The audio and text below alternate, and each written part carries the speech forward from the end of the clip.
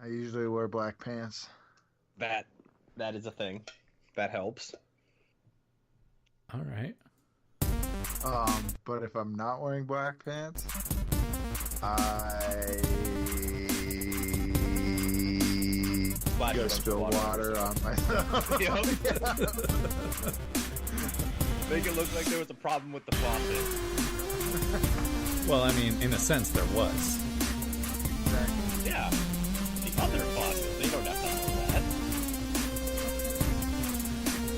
So do The you? beauty of wearing black pants is you can pee your pants and nobody knows. But you'll know.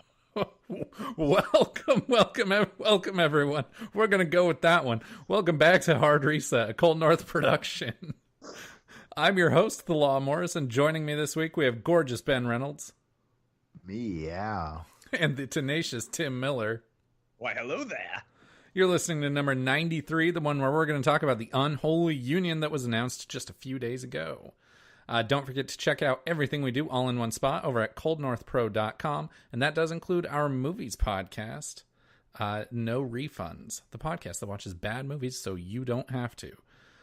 Lots to talk about this week, including another milestone for Switch sales, rumors on not only Call of Duty 2019, but also Call of Duty 2020, a new movie and TV studio created with the sole purpose of adapting video games for both the big and small screen, and confirmation of their first major product, as well as new comments on PS5 backwards compatibility to speculate on, and for the topic of tonight's show, the truly unholy union between the two biggest players in the console space. But before we get to all of that, I want to know what you guys have been playing this week. Ben, tell me what you've been playing this week. Man, it's kind of been more touring the graphics on the Xbox One X, definitely, but I guess I really would say that I kind of started to dig back into Red Dead, and it's pretty awesome. I downloaded the remastered versions of Arkham Asylum and Arkham City and played a little bit. They look pretty good, but honestly, they don't look great. So I don't know if I may just delete them. Yeah. It's cool getting one of those like half-step consoles because like you said, just touring. Like you're sightseeing right now. You're sightseeing in games you've already played. Mm-hmm. Yeah, waiting for some major that I will really want to play to come out. Yeah. And damn, Red Dead Redemption 2 is a good one to do that in. Yeah, well, and it's also fun just like the early story missions. You start to see like the guy who gives you tuberculosis. I forgot that you see him way earlier. Like you see him in like one of the early missions in Valentine, and I was like, oh shit, that's the dude who gives you tuberculosis. I didn't even realize. Well, spoiler alert for Red Dead Redemption 2. Yeah. Yeah. But yeah, it's I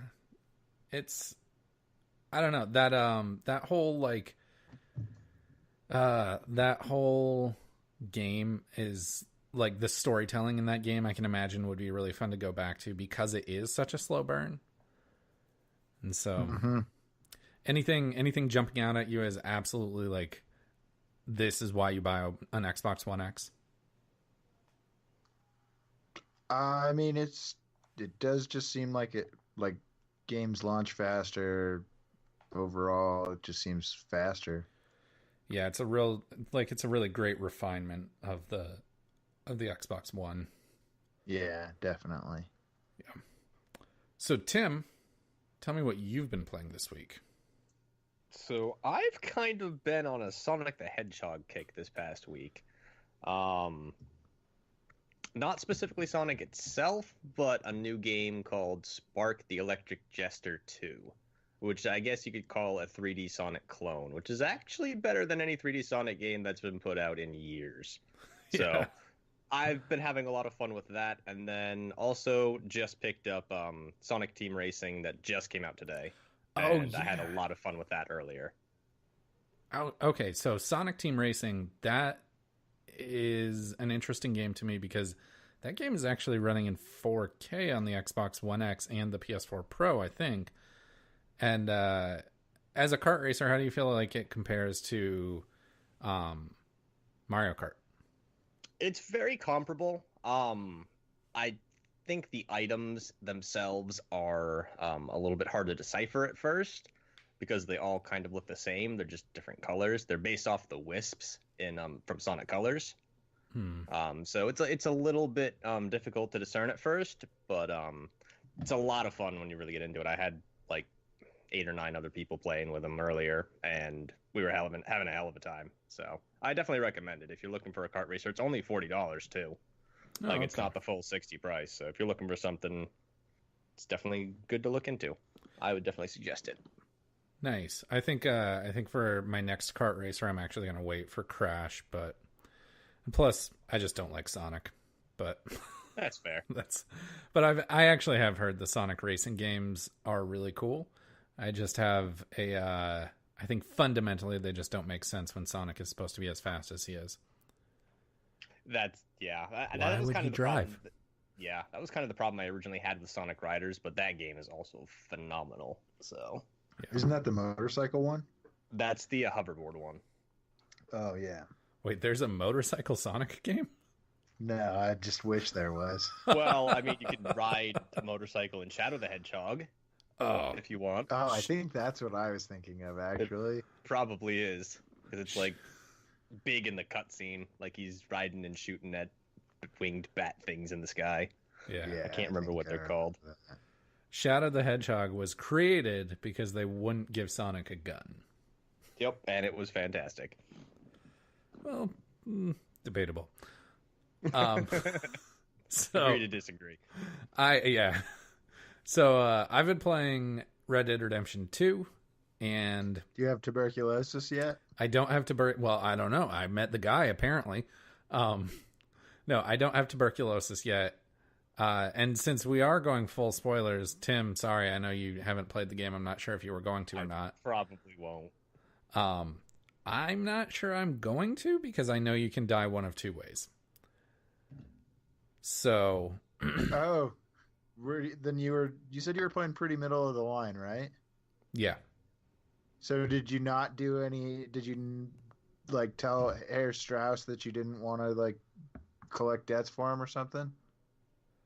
No, I have collected debts for Strauss. Did you go collect a debt from like a guy and he coughed in your face? No.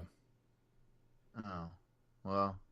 That's at one of the fairly early camps. Wait. Yeah, maybe. Okay, so maybe I did do that one. I'm pretty sure everybody gets tuberculosis. I know that you can either die of tuberculosis in the long run, or you can die getting killed by fucking Micah, that rat bastard. So, yeah, I'm pretty sure you get tuberculosis no matter what, because I'm pretty sure it's one of the Air Strauss missions that you have to do. Gotcha. And the dude coughs in your face. And that's how you get. There's like a guy. It's a guy who's like tells you that he's struggling because he's sick. And when you go to his house and then you like threaten to beat him up and you like basically throw him on the ground really fast. And when you're like threatening him, he coughs in your face. Yeah, that definitely happened. And then you go back after he dies to collect from his wife. Yep, exactly. And she says something, and Arthur responds. I thought Arthur's response was very clever. She's like, what does she say? She says something about the afterlife.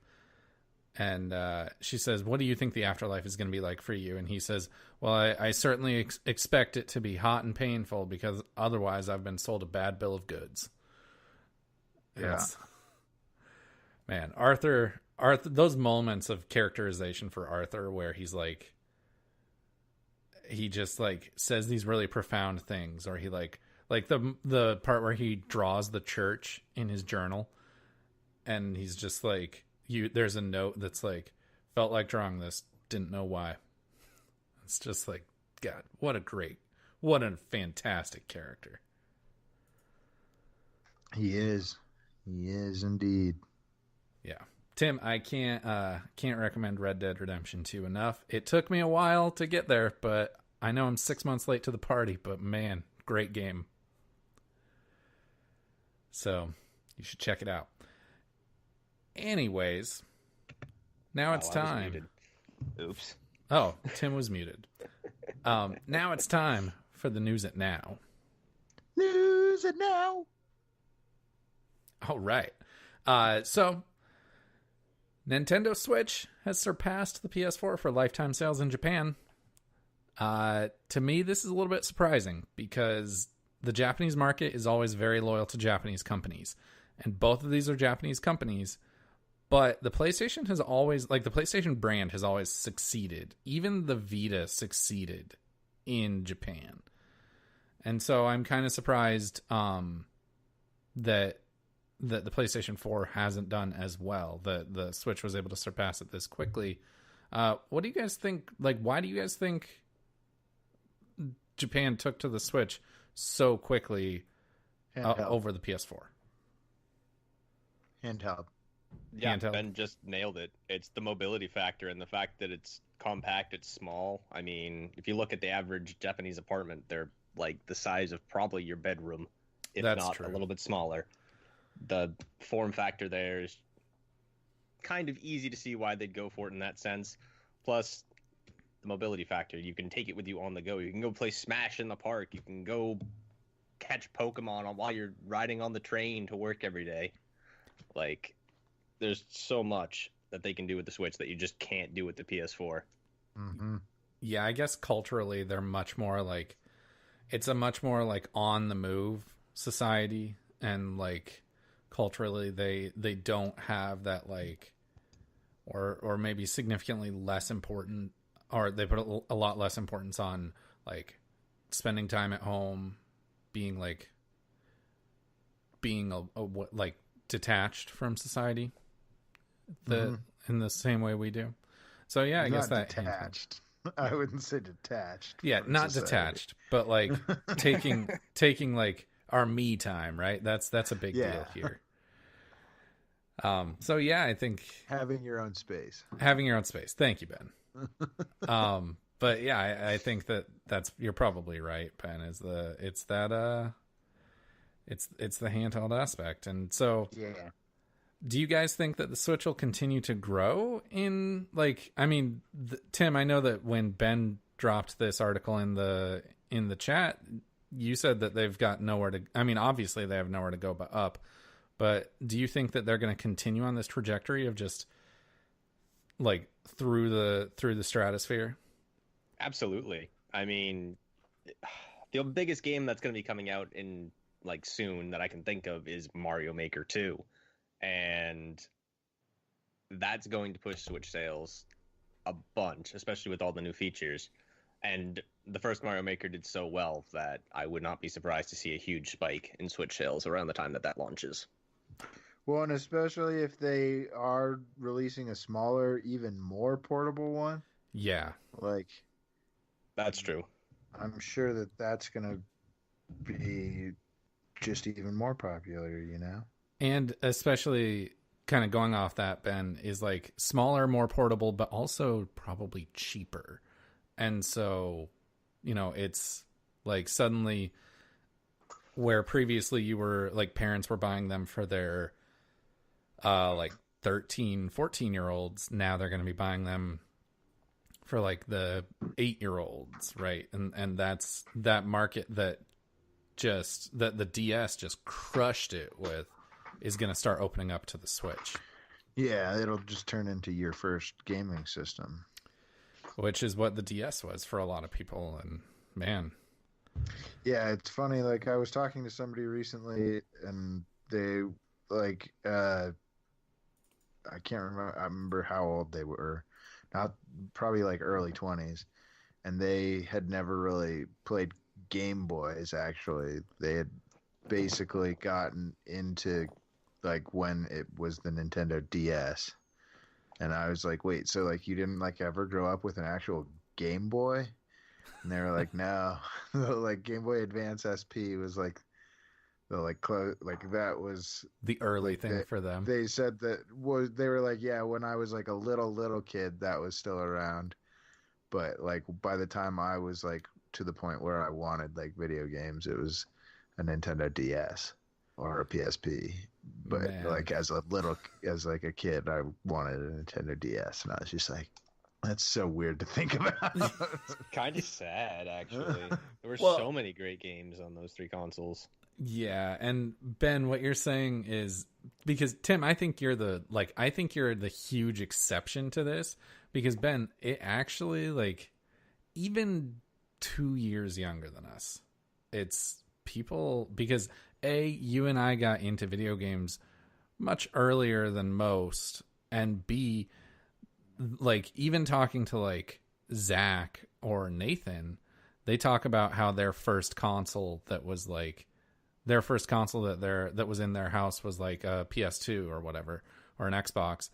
And it's like the first console that was in my house was an NES. The first console that was actually mine was a Super Nintendo, like 2 generations before those guys. And they're like 2 years younger than me. I never had those in my house, but I just played them, and my cousins had them. Exactly. You were familiar with them, and you did have the Game Boy, which was around that same time. And like the reason that you didn't have those was because your parents weren't keen on you playing video games. Mm-hmm. And that's why you played so much Star Wars Droidworks. Well, they were okay with me playing games on computer. Exactly. Star Wars Droidworks, the best game ever. It's true. So I mean, I think that Ben, you're probably right that it's the size that contributes to it, and Tim, I think you're onto something that it's just gonna keep like the Switch is going to be a massive success. It's still early, and like early on in the PS4, early on in the generation, we were saying analysts were saying the PS4 has the potential to outsell the PS2, and at this point, it looks like it's not going to. So I'm not going to say the Switch is going to outsell the Wii, but considering the Wii sold like 100 million units, I wouldn't be surprised if the Switch matches the Wii. Well, and if they make a Switch Pro and like a sleeker dock too, yeah, then I could like that's gonna sell more too. Yeah, especially because then especially if it could do like 4K in-home streaming and stuff like that. Because I remember like a lot of people being really stoked when you could do Netflix on Wii because people didn't really have streaming devices, but they had Wiis. And so you just got a disc from, I think Netflix sent you the disc, and the disc installed the application on the Wii or something like that. And you always had to have the disc in to run the app. Yeah. Yeah. I was going to say, that was such a weird thing. You had to have that fucking Netflix streaming disc. Very fucking weird. Yeah, like that's just a weird thing to say, Netflix streaming disc. Yeah. But yeah, you're totally right that it was I don't know. Well, we'll see. There are still a lot of ways that Nintendo could move more Switches. Yeah. So, although it does seem like they haven't, it's because it's not like you can't really like stream on a Switch right now, can you? Can you get Netflix on a Switch? No, but you can get Hulu. Hulu and YouTube are available. Okay. Yeah. I guess I knew YouTube was, but I didn't know Hulu was. Yeah, so Hulu, and it's interesting. I wonder when they're going to start getting those streaming apps.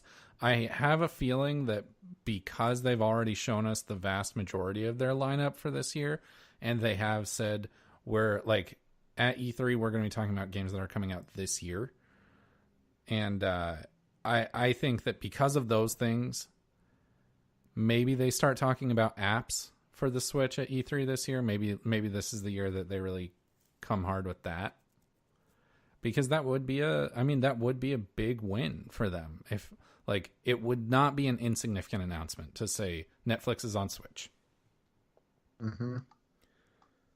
So, Absolutely. yeah. So, in other news, we have some rumors surrounding Call of Duty. Not only Call of Duty 2019, but also Call of Duty 2020. So at this point, it's almost a certainty that this year's Call of Duty is going to be Modern Warfare 4. And it's being developed by Infinity Ward. Now, Ben, I know you really enjoyed Modern Warfare. Tim, I'm not real familiar with your experience with Call of Duty. How do you guys feel about Modern Warfare 4? I'm excited for it. I don't really remember Modern Warfare 3. That's the thing. Modern Warfare 3 was very forgettable. Yeah. 2 was where I think Modern Warfare peaked, and it's kind of just been since then. Because 2 was the one with the part where you shoot up the airport. Yes. That part was, I just remember that being like, whoa. And that was like a shock moment for video games. Because like they were like, I remember like people like talking about it and being like, this is terrible that they let you do this, because you could just shoot the people or you could not if you didn't want to. Yeah, and that was like that was a pivotal moment for them, and they even had a warning, and you could like elect at the beginning of the game to skip that mission, and it did stir up some controversy. So I like the idea of going back to Modern Warfare, and I would probably play Modern Warfare 4. I bought Black Ops 4, and that was just a huge mistake. What if it was the first Call of Duty VR experience? Oof, probably wouldn't want to play that. Why do you say that? I don't know. I guess I haven't played. Because don't you think that if Activision was ready to release it, don't you think it would be pretty polished? Probably. I think that a Twitch shooter on, like a Twitch-based shooter on VR would just be, like, just thinking about it, it seems like it would be a nauseating experience, but I could be totally wrong. You're right that if a company like Activision were releasing it, you know, it's probably pretty polished at that point. Like, I wouldn't want to play multiplayer, would be a definite no, but like if you could play the campaign on, yeah, maybe if they came out and said the entire campaign is playable both in VR and out of VR, and it was the same campaign, because the thing I don't like about PSVR is a lot of games get this like, and there's VR like, stuff. So I'm saying, like, if it got the Resident Evil 7 treatment, right? I would probably be interested in that, honestly, because I really do like it. I like VR a lot, and I loved the Resident Evil 7 treatment. Like, that was just amazing. So yeah, that would probably turn it into a definite buy for me. But damn it, Ben, you sold me on it. And it took me less than 5 minutes. It did. It took you less than 2 minutes, honestly. Took you 5 seconds. He just worked it out himself. Tim, would you jump on that if it got the Resident Evil 7 treatment? Maybe. It wouldn't be an absolute definite for me. VR has kind of been pushed aside for me lately. I haven't really done a whole lot with it lately. The last game I played was Zone of the Enders 2, the remake that was in VR, which was pretty damn good, actually. But I just don't have the space for it right now. Yeah. So it's in a box up in the attic, collecting dust. Yeah, that's the tough thing about VR is you need a lot of space. I remember I was talking with, like, when I first met Tim, I was getting real psyched about the PSVR coming out. And I asked him, I was like, are you, like, I talked to him about it, and his stance was very firmly against it. He was like, until I can just plug in, like, jack into the Matrix, I'm not interested in VR, because it won't be, like, it'll be very immersive, but not as immersive as I want it to be.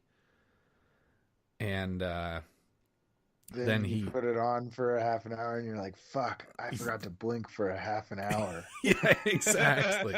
Well, so then he put it on and he started playing Super Hot, and like he came over to my house and he put it on. We were going to hang out that night, and he started playing Super Hot before we went to dinner. And he was like, it was less than 5 minutes. And he says, so how much did this all cost? And I was like, well, it depends. And then like we went out to dinner and then we just drove over to Target and he bought one. Yep. So Nice. Rather easily too. I'm kind of disappointed in myself. yeah, I'm still happy though. nothing sells PSVR. Nothing sells VR like playing VR. It's really something that's really hard to sell unless you experience it. Have you guys played Bridge Crew very much?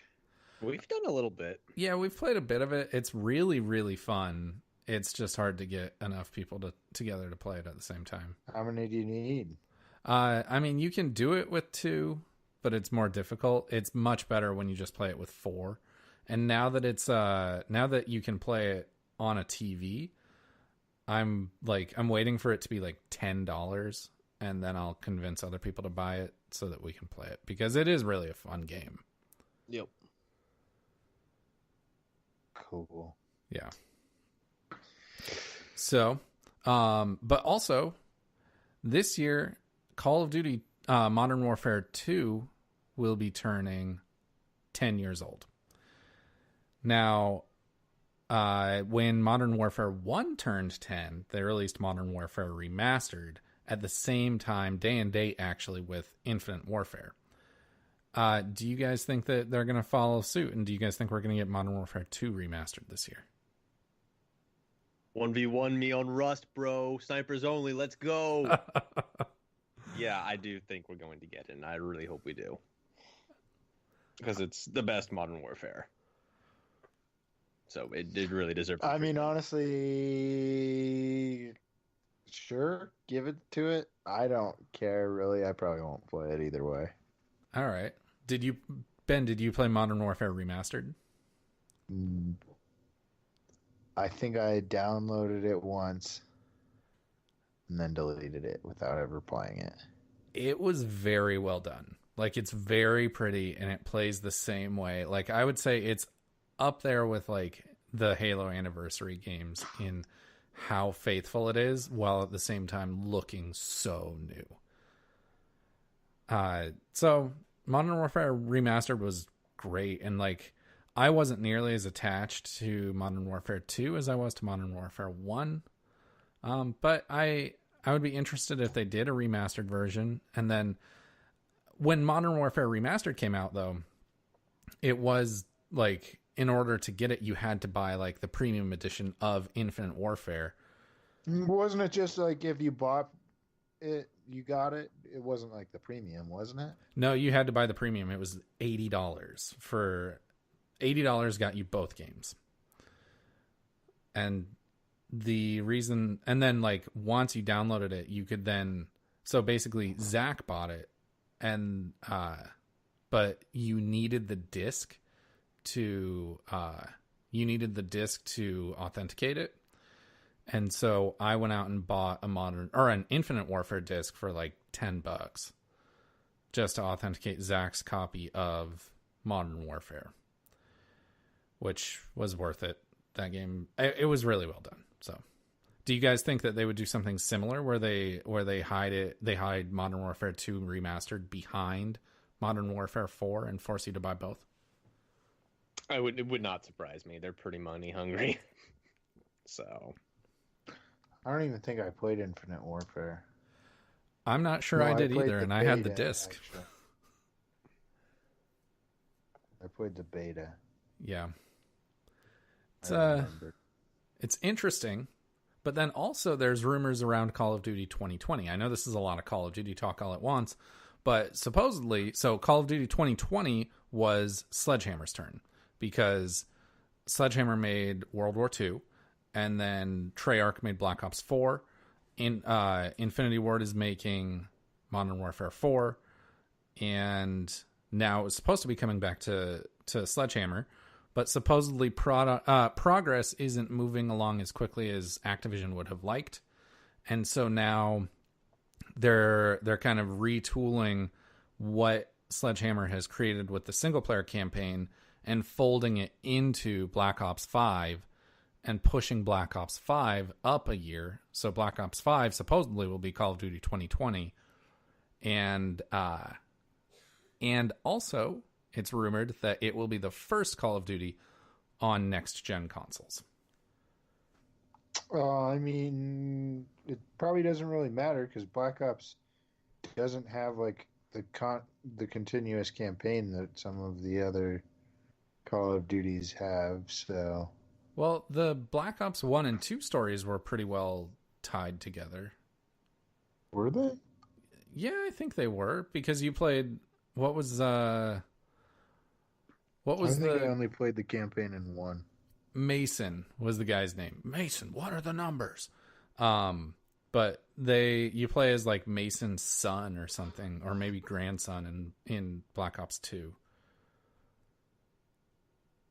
But I don't know. I'll be interested to see what happens. I'll be interested to see if they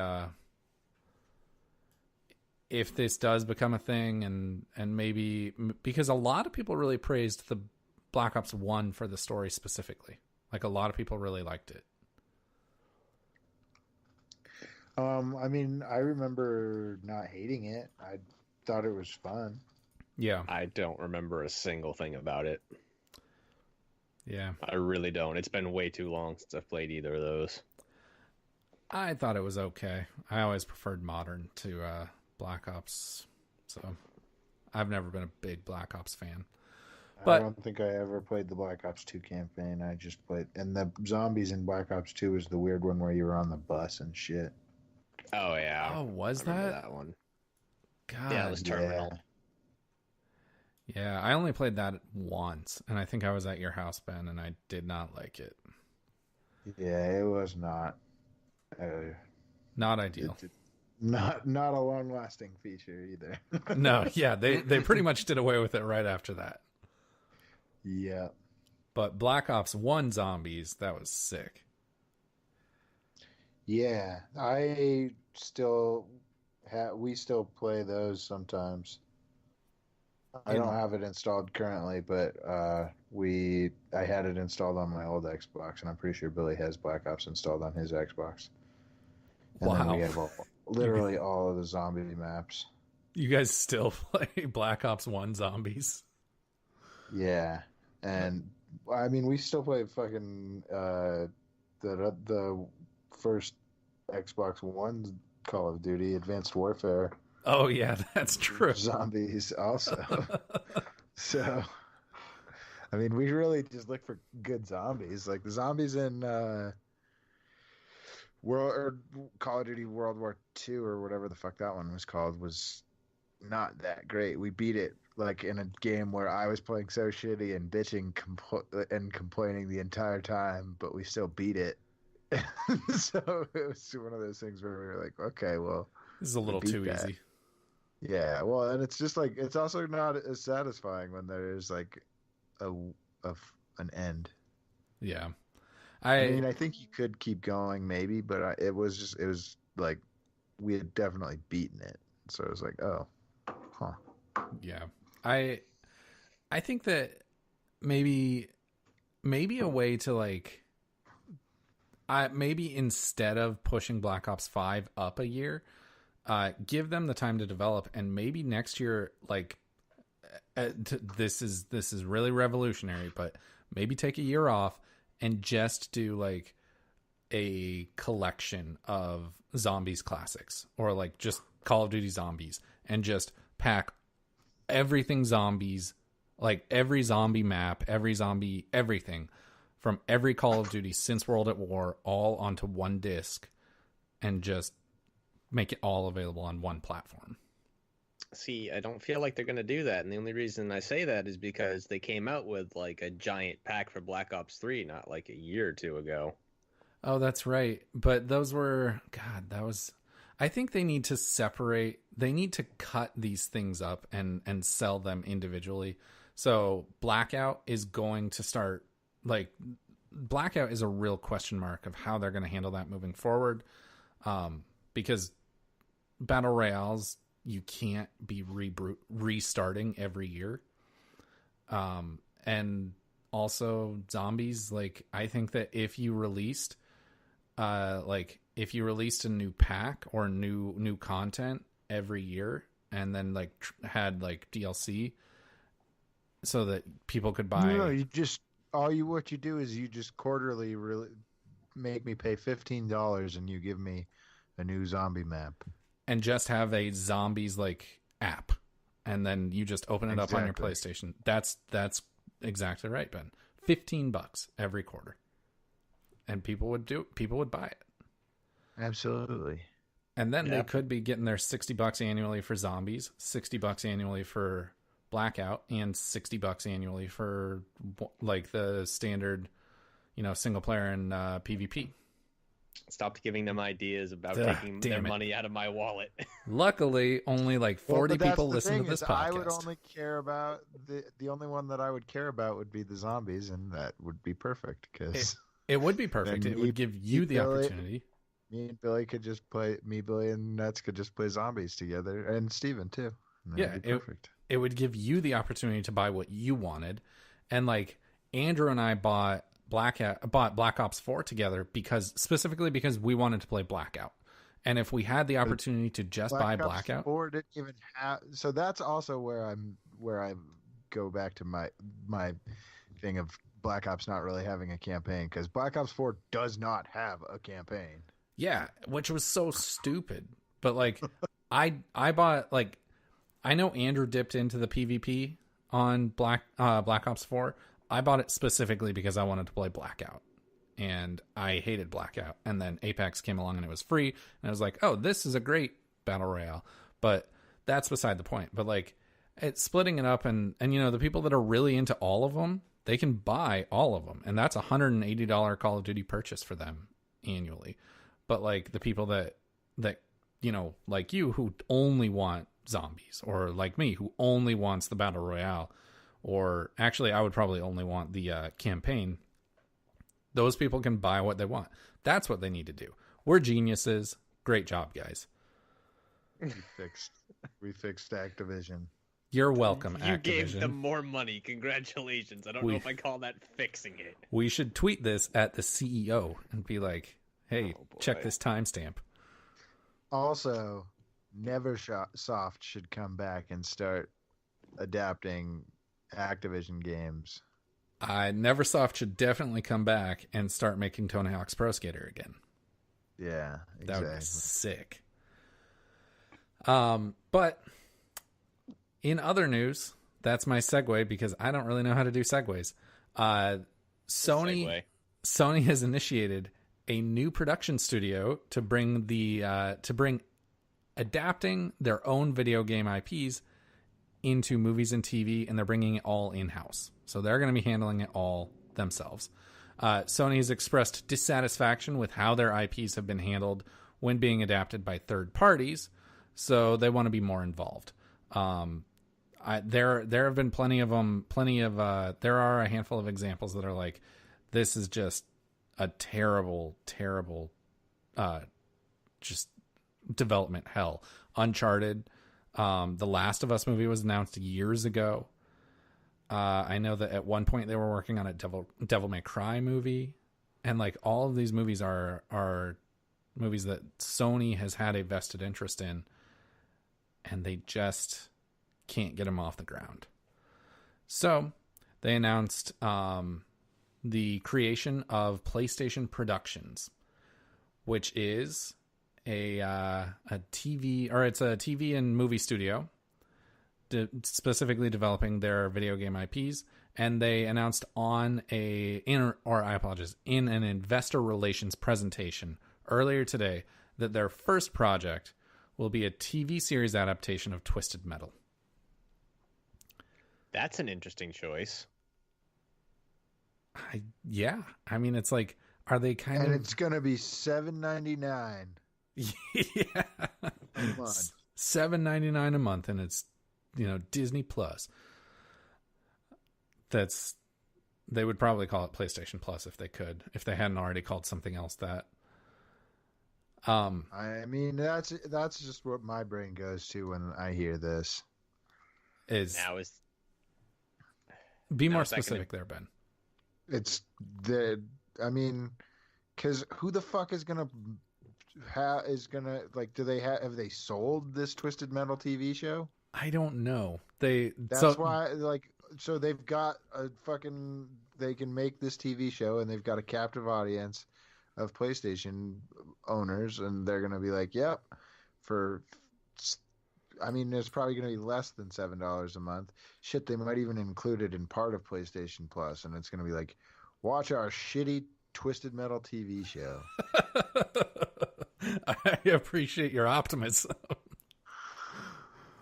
Watch our shitty Twisted Metal TV show. Ben, I think that you're in all of that. You were kind of onto something in that, like, it's time for Sony to introduce a third tier of PSN. So there's PSN, which is just PlayStation Network, and that's free. There's PS Plus, which gets you all of the regular benefits like online play, games every month, blah, blah, blah.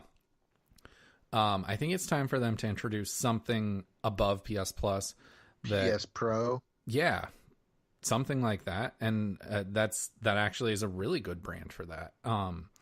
PS Pro, where it comes with everything PS Plus comes with, plus it comes with, like, here's how you watch our shitty Twisted Metal TV show.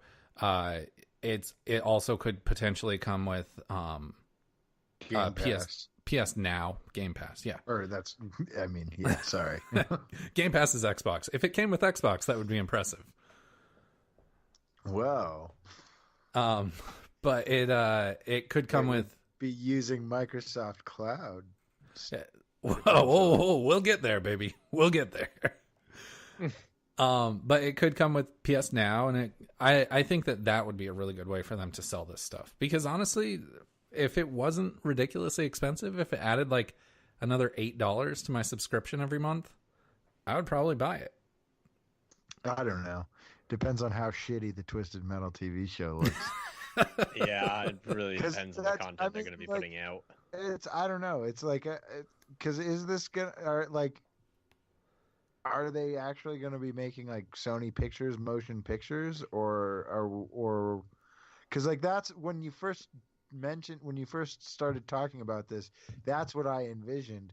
But then when you were like that their first project is a TV series adaptation of Twisted Metal, my brain instantly goes to, oh, fuck me, this is stupid. This went from a good idea to a bad idea real quick. Well, I don't know if it was like... It was never a good idea. Yeah, like I mean, we for some reason, we end up watching a lot of Sony IP video game movies on our other podcast. I don't know. That's true. And our other podcast is specifically geared towards watching bad movies. And honestly, though, like looking at pretty much, I'm not going to say anything Sony makes because they do make some bangers every now and then. But like Sony for the most part, Sony motion pictures are bad. No. Wait, Sony Pictures? No, that's not true. Like Sony Pictures has made good movies. Like no, I'm not saying they're all bad, but for the most part, because Sony released Into the Spider-Verse. I think like Sony Pictures is one of the. It's one of the like. There's not that many big studios left, but it's probably one of the 4 biggest studios that exists in Hollywood. Yeah, it's up there with like it's Paramount, Disney, Sony. Used to be Fox, but now Fox gone. Mm-hmm. But yeah, no, I'm not saying they're all bad, but like Sony also made the Emoji Movie, so you know. But Disney's made some bad movies too. We're going to talk about one of those. That's true. Okay. Yeah, okay. Fair point. But going back to what you were talking about, Ben, about like, are they going to be making actual movies? Yes. So they also confirmed in that investor relations presentation that Uncharted is in, quote, advanced development. So Uncharted is apparently finally moving along. I really hope that Tom Holland isn't still attached because I like Tom Holland, but he's too young to play Drake. Yeah, I'm going to agree with you on that one. I don't think he'd fit the role very well. Yeah. He's older than all of us. Tom Holland? Uh-huh. No, he's like 22. think he's older than that for some reason. We Someone's can looking confirm. it up. Tom Holland, 22 years old. He was born in 96. I was thinking he was 32, I guess. And that's the other guy who played Spider-Man. Andrew Garfield. Andrew Garfield. Andrew Garfield is like 32. Yeah. So no, it's I don't know. I'm we'll see. We'll see what I think what'll be really interesting will be what movie they follow up with after Uncharted. It'll probably be Last of Us, but I really hope it won't be. God of War. They also mentioned God of War is they have plans for God of War. That sounds awful. It does.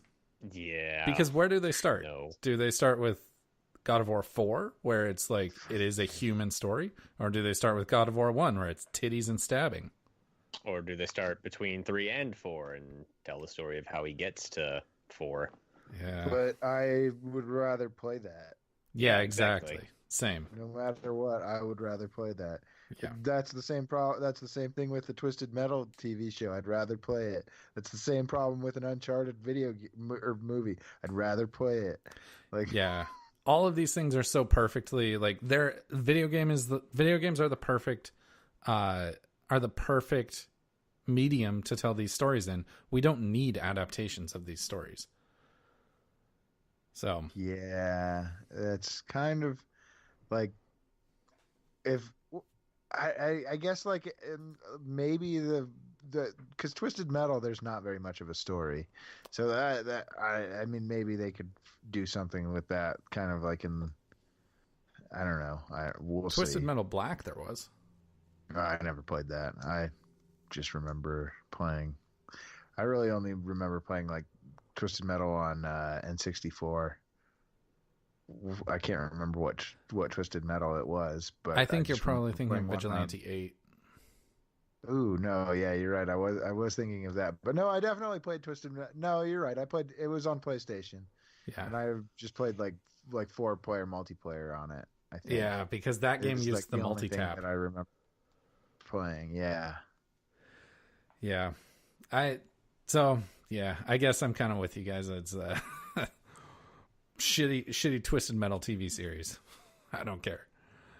Yeah. Yeah. No thanks. So not on that same investor meeting or presentation, but Sony did also give us some more news on backwards compatibility for the PlayStation 5. Sony executive Jim Ryan reiterated the importance of the backwards compatibility features of the PlayStation 5, stressing how important the history of PlayStation is to Sony and the PlayStation 5. Now, looking at that, I'm wondering, because like they said it in the Wired article, but here they're reiterating it. They're reiterating the importance of it. I'm wondering, do you guys think that maybe they have more about backwards compatibility than they're telling us right now?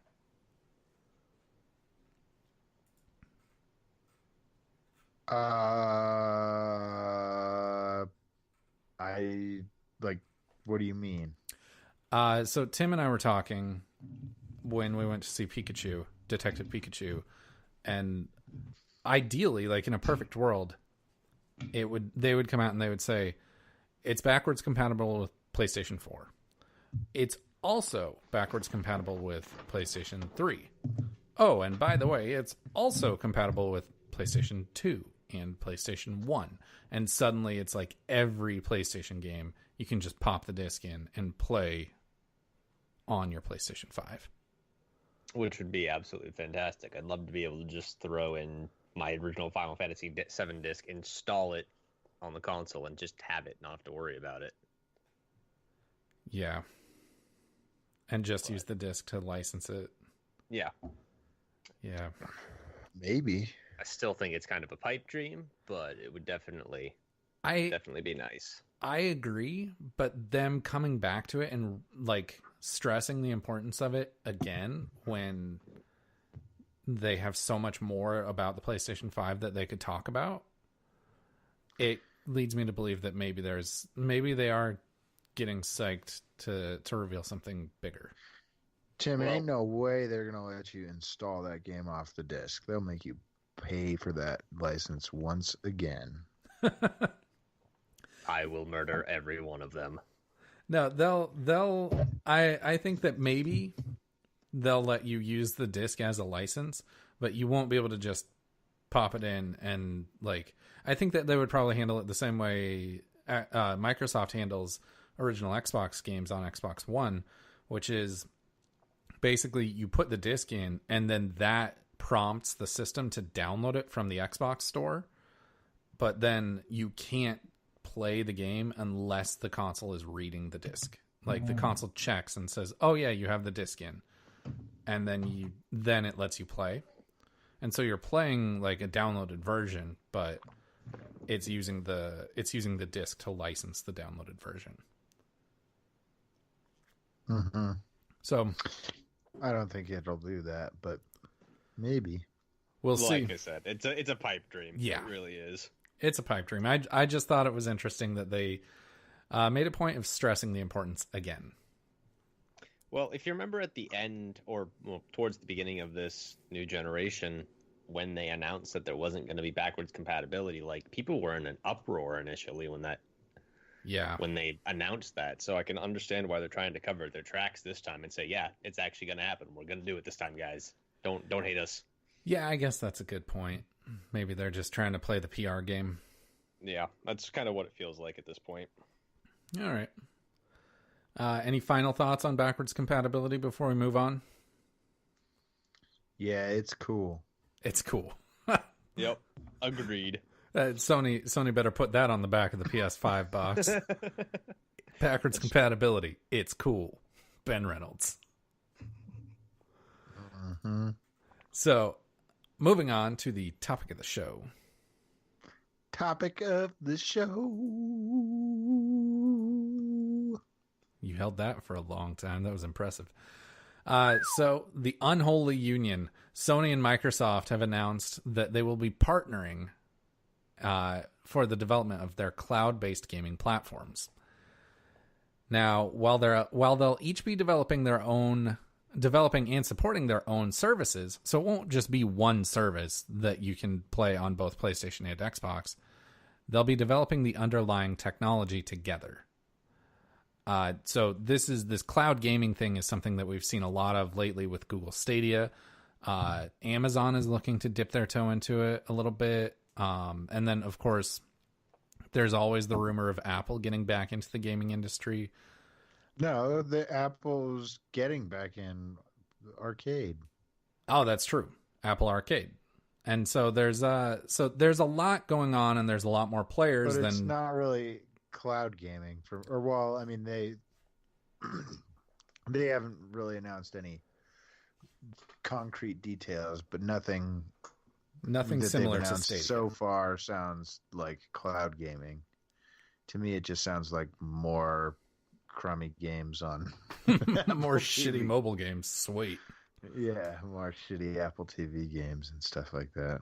Yeah, but with new players in the space, I think that this whole cloud gaming thing is it's starting to get pretty interesting, especially with Stadia supposed to be launching in 2019. So, what do you guys think of let's just get a pulse check. How are you guys feeling about cloud gaming at this point? It sounds pretty awesome to me. It just sounds like it'll make it easier to, essentially, yeah, you'll be able to pick up a save game on your cell phone and then go home and throw it up on your TV and start playing a game there. Potentially, I don't know. It just sounds pretty fucking awesome to me. I agree. The potential is definitely there. Tim, what were you going to say? I like the idea of it. It's just whether or not the servers and everything behind it are going to work correctly. That really worries me, that it's not going to be powerful enough to actually do what they say it's going to do. Yeah, it's a very unproven technology at this point. In fact, I would even go as far as to say it's a very disproven technology at this point, because PS Now does not work. It does not. Not even close. So it's, I mean, of course, that's us being hyperbolic. PS Now works, but it does not work as advertised, and it's not a viable way to replace just playing a game locally on the hardware that you have. But PlayStation Remote Play works. That's true. Remote Play works. In my experience, Remote Play works pretty well on the same network. Have you guys had Remote Play working on separate networks? Yeah. I used to go, I'd take my laptop to work and I'd plug my PlayStation controller into it. Oh, that's right. I'd just play PlayStation while I was at work. That's right. Yeah. So you make a good point that Remote Play, it works, and I'm psyched for this. I'm psyched because I think it's a great way to give like PC gaming, or something that's more similar to PC gaming, a try without investing in a PC. And so when Stadia does launch, I'm definitely going to try it out. I'm going to see how it plays. Well, but I mean, so that's really where Sony and Microsoft have partnered to form the development because they want to compete with Google and Amazon. Right. And they don't want to be left behind, essentially. That's really why this union exists. Right. And I think that the potential of cloud gaming, and I like you said, Ben, that's they don't want to get left behind. At this point, and this isn't my original idea. I've heard other people say this, but at this point, more people are watching video games than playing video games, because people are watching people play on Twitch, right? And looking at India especially is such a huge market for Twitch. And those, like, India is a place where, you know, poverty is pretty widespread, and a lot of people don't have access to computer hardware to play games they want to play. But if they could play it on the cloud, and really all they just need is a decent internet connection, well, that's much easier to get your hands on. And so it could take those people that are right now they're watching and turn them into players. And if that's something, I guess I would be interested to see, like, if Microsoft and Sony are going to be building this as something that rides on the PlayStation and Xbox, or if it's like more like a web app, like what Google Stadia is planned to be. I mean, if it's an app that I can put on my phone, and then I can play like with Remote Play, like I can play the games that I own on my PlayStation on the go at some point, then that would be fucking incredibly cool. But I don't know. Well, there's so much that we don't know about. Yeah. Cloud gaming is it's an enigma right now. And I mean, I'm sure that if we worked at Google, we would know about it, but then we wouldn't be able to talk about it on this podcast because of NDAs. That's true. So if any Google employees are out there listening and want to leak some information to us, we promise. Shoot us a text. Yeah, text us. We promise we won't use your real name. We'll switch our letters around. And I swear, Google won't check your text message that you sent from your Google fucking device. From your Google Pixel. I promise that won't be checked. Yeah, just buy a burner phone. Yeah, there you go. Mobile phone. There you go. Go to your local Boost store and just shoot us a text and make sure not to put your real name on it. As and someone run over it. That's right. Actually, no, wait for us to respond. Yeah. Wait for us to respond. As someone who used to sell prepaid phones, just ask the guy to put your name down as Frosty the Snowman. I know that I did that a lot. I sold a lot of burner phones, so. Oh yeah. Just But yeah, definitely wait for us to respond. We would love to hear what you have to say. Anyways, we'll be I'm sure we'll be keeping a close eye on the cloud gaming scene, especially as it develops, and especially with Stadia coming out later this year. So we'll be checking out on that throughout the year. But for now, it's time for the weekly trivia challenge. Trivia. So, trivia this year. What code name did Nintendo use for the GameCube before the true name's reveal in August 2000? Was it A, Dolphin, B, Revolution, C, Ultra 64, or D, Mega Drive? Tim, I'm going to have you answer second because I want Ben to answer first because why did you say my name? I was counting on Andrew being on the podcast, and all right, Ben saying A. Tim, it's A. Final answer for both of you guys. Yeah. Yep. All right, the answer is A. You guys are both correct. It was known as the Dolphin internally. Why would you say my name first if you didn't expect me to answer right away?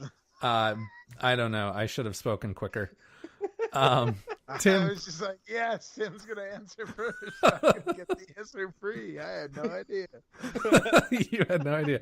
So, quick history lesson. Dolphin was the code name for the GameCube. Revolution was the code name for the Wii.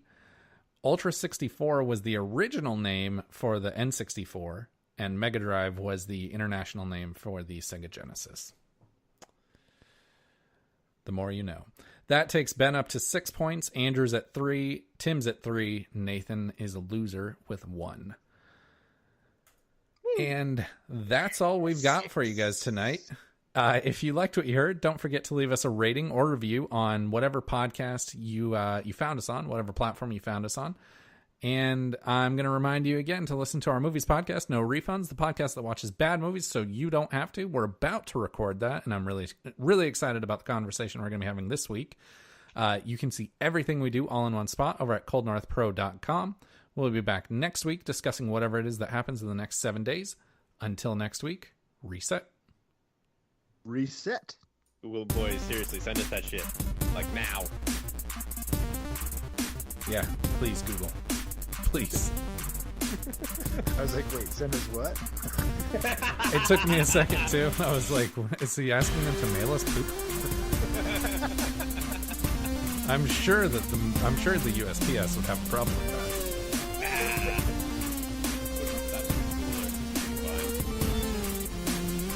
Like, sealed.